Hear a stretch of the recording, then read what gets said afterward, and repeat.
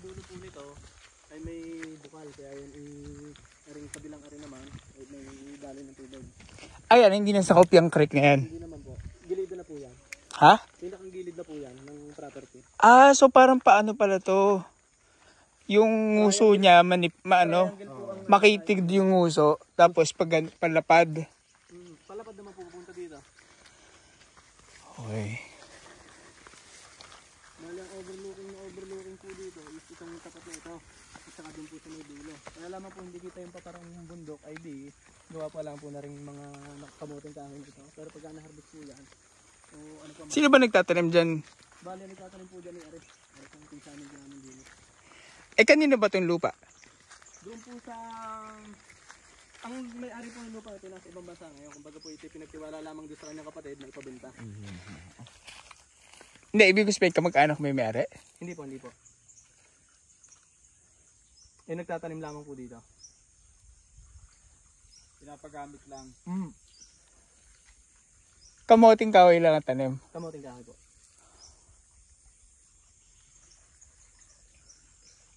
Etong creek na to, buhay yan? Hindi. Buhay po yan. Dahil lang yan po ay may bukal po doon. 2 bukal.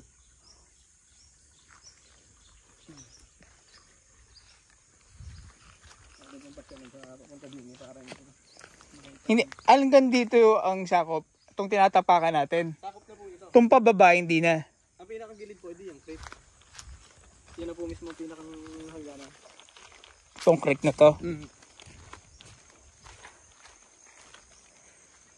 Ano to, umaapaw pag maulan? Ay, hindi po. Dahil po nandito lang ang bukal niya sa ano. Narito lamang ang bukal niya sa itaas nito. Magandang umaga po.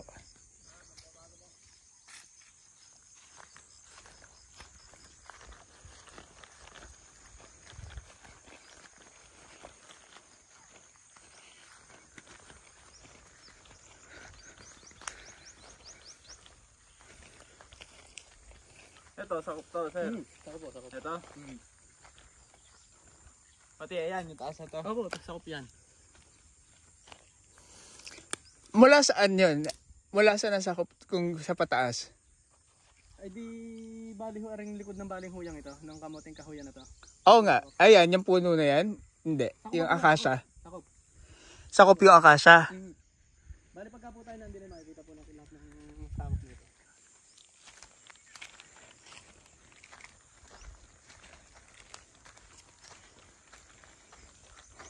Malinis ho ba yung bukal dyan? Ay, malinis po. Ano yun, sakop ng lote ho yun. Ay, hindi na po sakop. Yun yung hangganan. Pero pwede namang kumuha ng tubig mo kung sakali man. Ah, boundary siya ng lote. Ano yun, naliliguan? Oo. Ay, pwede maligo doon. Sa bukal na yan. Kaya lamang ay doon po sa medyo itaas na yun. Ito, sakop pa rin ho to. Saka po ito, itong kalabakong ito. Ba't po may linya ng kuryente? Ano kung may bahay ho sa taas? Ayun po. Ano yun? Bahay. Ah, dito ilan yung linya?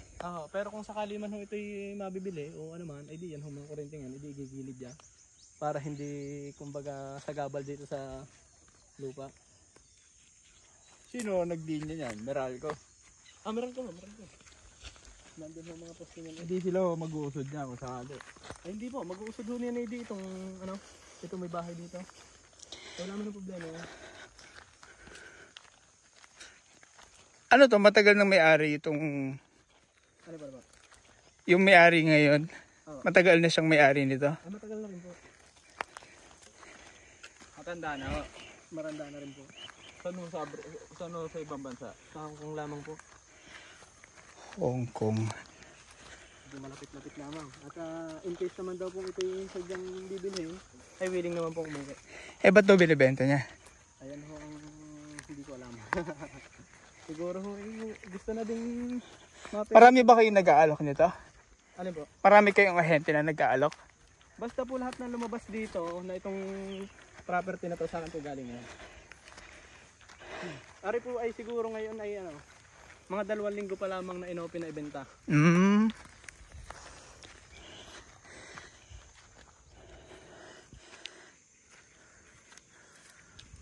Bali alinderos naman po niya yan, mga puno na yan. Ang alin ho? Ang Linderos, yung pinakang hangganan. Boundary ho. Ako. Tapos ang gilid po niyan, ayun, kawayan na yun. Kapag yun, di babay-bay na ulit pa tayo na sapa. Ay, may-ari nitong kabilang lote.